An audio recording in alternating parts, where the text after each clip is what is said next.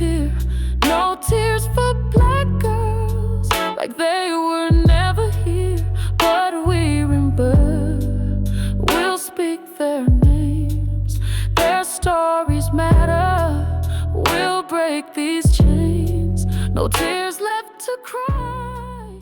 Today, we travel the twilight margins of Atlanta, searching for the names, faces, and stories the city would rather forget. Stories that flicker briefly through the news ticker, then disappear. A missing woman, a murdered daughter, a mother's grief echoing unanswered through empty streets. In Atlanta, as in so many cities, the numbers are staggering and the silence deafening. According to the Black and Missing Foundation, more than 64,000 Black women and girls are currently missing across the United States. Their cases are more likely to go unsolved or unreported, less likely to be covered by media, and too often dismissed by law enforcement. In Georgia and Atlanta in particular, the problem is acute. Black women account for a disproportionate percentage of missing persons cases, and their families are left to fight for answers alone. Let's start in the present, with a family still waiting for answers. Destiney Gunnison is 30 years old and, like so many Black women, her life has been shaped by both vulnerability and resilience. Destiney lives with disabilities, cognitive and medical conditions that require assistance. She's soft-spoken, shy in crowds, and fiercely attached to those she trusts. In May of 2024, Destiney was last seen leaving her father's home in East Point, a suburb just outside Atlanta. Just another day, a routine walk, a visit to a friend. She never came back. For Destiney's family, the anxiety and fear began the moment she didn't return. Her parents and siblings called everyone they knew, organized search parties, and posted flyers at gas stations, laundromats, and corner stores. They begged for the city to pay attention, but Destiney's story was largely ignored by the broader media. Her disappearance was relegated to the back pages of local news or quick mentions on neighborhood Facebook groups. The days stretched into weeks. Police issued a missing person alert, describing her as endangered because of her health concerns, but the urgency never materialized. No Amber Alert, no citywide canvass. The community rallied, but their efforts were piecemeal. Some volunteers, some church groups, a few neighbors who remembered seeing Destiney at the bus stop. But most people were too busy, too numb, or too far removed. Destiney's case is not unique. In Atlanta, an estimated 40% of all missing persons cases involve Black women and girls, according to community advocates. Yet, you're far less likely to see their faces on the news, far less likely to hear a police chief at the podium asking for help. The National Crime Information Center estimates that in 2023 alone, over 14,000 Black women and girls were reported missing in Georgia, with Atlanta at the center of the crisis. But those are just the reported cases. For every Destiney Gunnison, there are untold others whose families lack the resources, the language, or the legal status to demand a formal investigation. Cases that never make it to a database, let alone the public's eye. That is the reality of Atlanta, a city shining bright, but haunted at its edges by ghosts no one is willing to name. And so, Destiney's family waits. Every time the phone rings, hope and dread rise together. Every time a new story pushes hers off the feed, they tape the flyers back up and whisper prayers into the night. Months have passed. As of December 2024, Destiney Gunnison is still missing. Her mother told reporters, "My daughter would never just disappear. She needs help. She needs to be seen." But the city keeps moving, and her story slips deeper into the shadows. That silence is a violence all its own. Before Destiney, there was Bridget Shiel, a name barely spoken now outside her family's grieving circle. But once, she lit up Atlanta's possibilities. Bridget was only 19, raised by her grandmother, Beverly Toole. She was ambitious and creative, pouring herself into music and modeling, planning photo shoots with friends on weekends, scribbling song lyrics on the backs of napkins and receipts. People talk about her laugh first, how it would fill a room, chase away whatever heaviness you brought to her door. She wanted to make it, to be seen, to turn her gifts into something bigger than herself. But even for the dreamers, the city's dangers are real. May 30th, 2016 was a balmy night laced with the scent of honeysuckle and car exhaust. Bridget told her grandmother she'd be back soon. Just a quick trip. Nothing to worry about. Atlanta's streets are always alive at night, humming with music and possibility, but also with the dangers that Black women are taught to sense, to avoid, to never ignore. Surveillance cameras later caught Bridget at a DeKalb County gas station, buying a Sprite. She wasn't alone. 2 men flanked her, one at her shoulder, another by the car. In the grainy footage, she looks closed off, her face tense, body language wary. She wasn't driving her own car. Hours later, Bridget's car was seen heading into Oakland City Park in southwest Atlanta. Around midnight, gunfire shattered the quiet. Someone called 911, but the responding officers found nothing out of place. Maybe they didn't look hard enough, or maybe they didn't want to see. When the sun rose on May 31st, a jogger passing through the park stumbled on a horror. Bridget's naked body lay in the grass by the basketball court, riddled with bullets. Her clothes were nearby, her car gone. It was later found abandoned far from the park, a silent witness to a crime no one wanted to claim. For her family, the nightmare began all over again. Beverly, who had raised Bridget from a little girl, was swallowed by grief and disbelief. The community responded with vigils, marches, and prayers. They lit candles, posted flyers, and pleaded for justice, not just for Bridget, but for all the missing and murdered Black women whose cases filled Atlanta's unsolved files. The pain was immediate, consuming. But the investigation soon lost momentum. At first, detectives collected DNA from the crime scene, interviewed witnesses, and scoured camera footage. There was even hope, a Sprite bottle with DNA, fingerprints, leads. But as time passed, so did the city's attention. Weeks became months. The vigils faded, the posters curled at the edges and fell away. Why did Bridget's case stagnate? Why, her grandmother wondered, did it never get the resources that seemed so quickly devoted to other young women, other neighborhoods? According to the Black and Missing Foundation, Black women's cases are less likely to receive media coverage or law enforcement urgency, and families are often left to investigate on their own. Statistics paint a grim picture.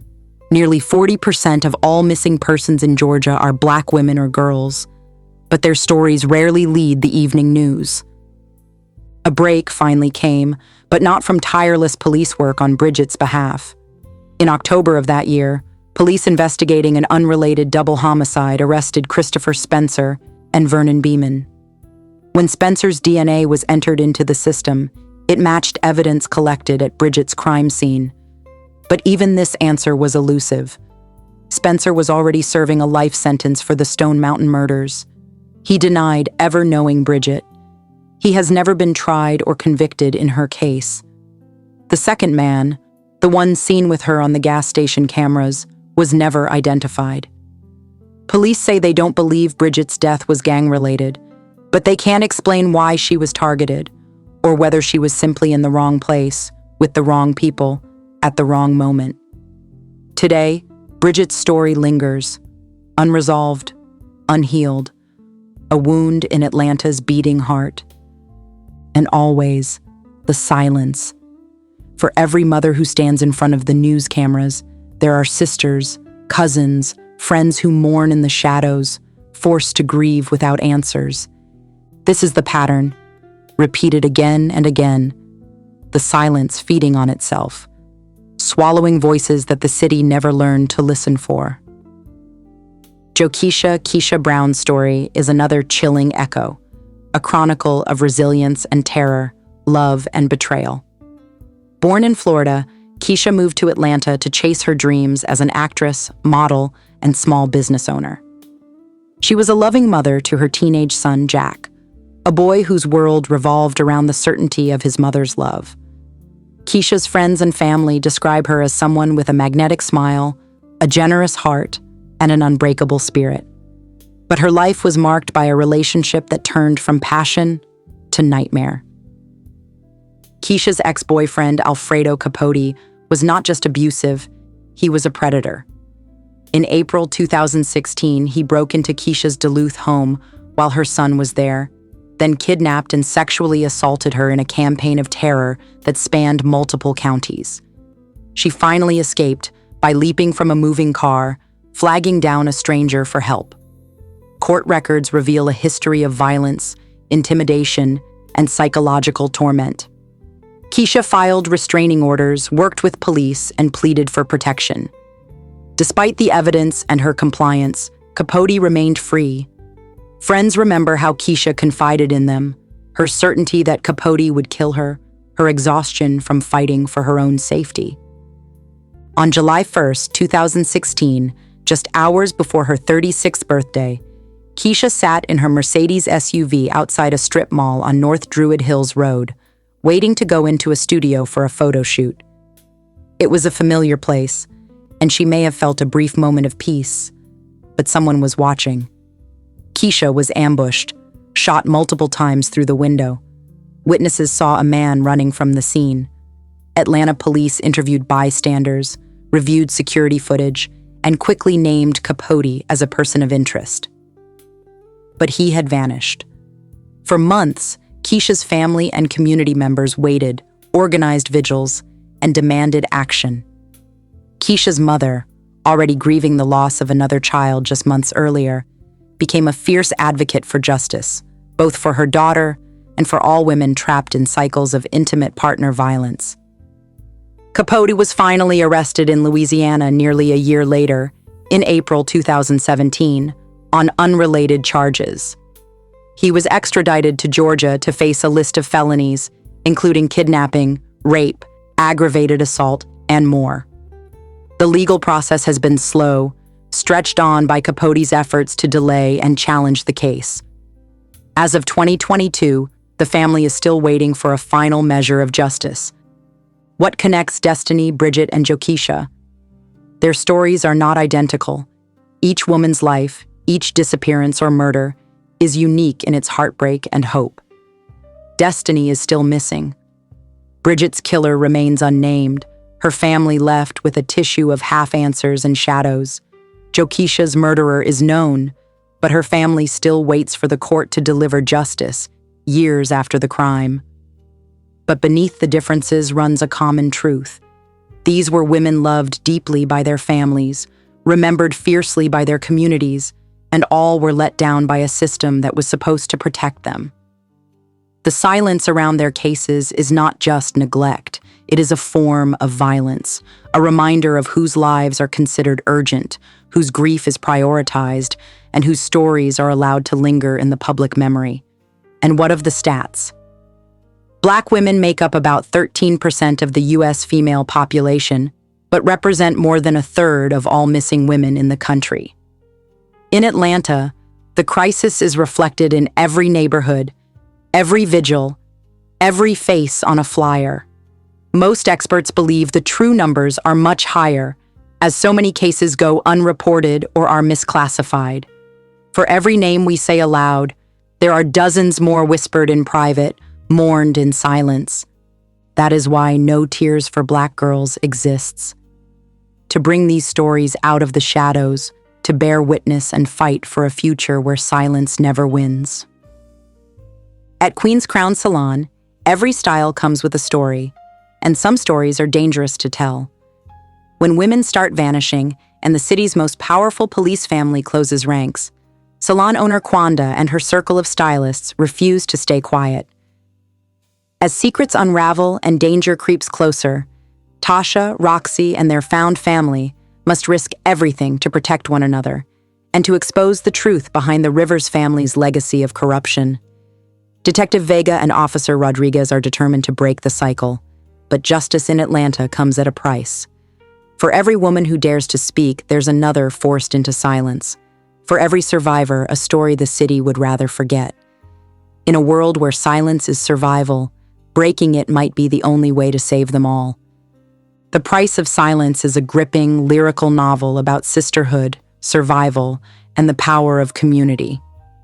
For the women of Queen's Crown, the fight isn't just for justice, it's for the right to be seen, heard, and free. The novel is available for free download today on Amazon, June 22nd, and will be free to download on Amazon Kindle starting June 23rd. Don't miss your chance to experience this story, one that honors the voices and the courage of women like Destiney Gunnison, Bridget Shiel, and Jokisha Brown. And as a special tribute, the song Atlanta Sees You from the Price of Silence soundtrack will play in its entirety at the end of this episode. Thank you for listening. Stay loved, stay blessed, and stay safe.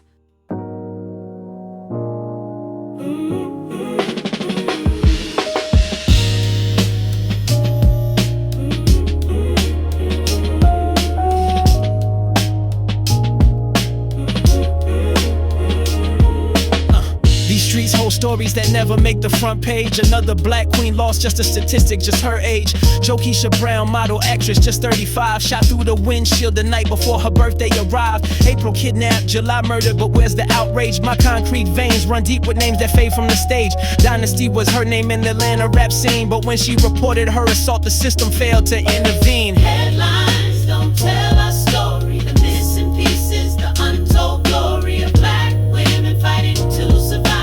World where the pain is minimized. Atlanta sees you, Atlanta knows. When the cameras turn and the spotlight goes, communities gather where media fails, telling the stories leave behind the headlines. 51 murders unsolved in a single year. Brown, Hayden, Shield, 3 queens disappeared. Channel 2 might flash their faces for a moment or two, while white victims get updates the whole week through. My skyline stands witness to this double standard, where melanin determines if your death is worth the camera. The same neighborhoods they call dangerous at 11 are filled with mothers creating sanctuaries like heaven. From Oakland City to Vine City, East Point to Decatur, community builds what the headlines won't favor. Vigils held by streetlight names written on balloons. Justice delayed is justice denied, coming too soon. I watch mothers organize search parties at dawn, when police resources stretch too thin or simply gone. My billboard should bear their faces, their stories, their names, instead of the luxury cars and the fortune and fame. Can you hear them calling through the concrete and steel? The voices of my daughters, too real to conceal. The prayers at new birth, the rallies at 5 points. The truth between the headlines that the city still speaks. Headlines don't tell our story. The missing pieces, the untold glory of black women fighting to survive in a world where the pain is minimized. Atlanta sees you, Atlanta knows. When the cameras turn and the spotlight goes, communities gather where media fails, writing new headlines, changing the tales. For Jokisha, for Taylor, for Bridget, for all the daughters of Atlanta whose stories still call. For justice, for witness, for someone to see that behind every headline there's humanity.